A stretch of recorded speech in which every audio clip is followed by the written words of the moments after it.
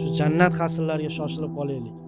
Jannatingizni mana shu dunyoda qurib oling, birodar. Assalomu alaykum va rahmatullohi va barakatuh. Bizlarni kuzatayotgan aziz mo'min musulmon birodarlarimiz, aziz yurtdoshlarimiz.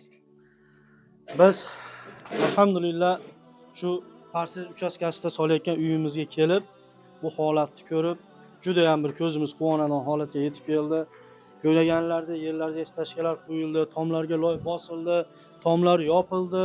Endigi navbat alhamdulillah shu voqea yetib keldi. Akalarimiz mana shu voq ishlarini qilishyapti. Endi Allohning fazli bilan inshaalloh mayaga qiriladigan 12 metrlik verandamiz navbat kelib qoldi. Eshik-romlarimiz kelgan, ular akalar shu voqdan chiqishga qo'yiladi inshaalloh va shu akalarning ishlayotgan usta haqqilari bor akalar. Sizlarga buni murojaat qilishimizdan maqsad shu. Moliyaviy tomondan bir-birimizni qo'llab tursak, inshaalloh bu ishlar tez orada bitadi.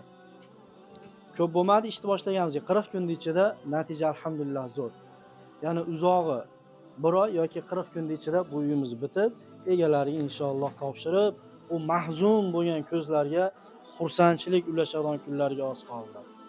Bu qurayotgan uylarimiz inshaalloh jannatlarda siz va bizga Alloh taolo tomonidan in'om qilinadigan jannat qasrlaridan bo'lsin.